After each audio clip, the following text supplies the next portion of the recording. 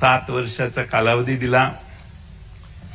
शेवटी पक्षाने नव्या चेहऱ्यांना संधी देणं आवश्यक आहे। या निमित्तानं तुमच्या सर्वांच्या देखत एवढीच साहेबांना विनंती करेन,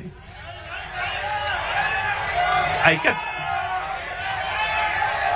माझं भाषण, मला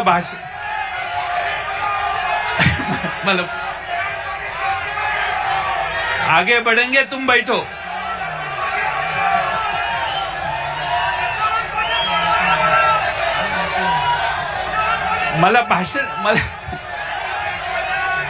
तुम बैठो, तुम्ही बसा, खाली बसा, नाना खाली बसा, खाली बसा, खाली बसा, नाशिककरांनी खाली बसावं।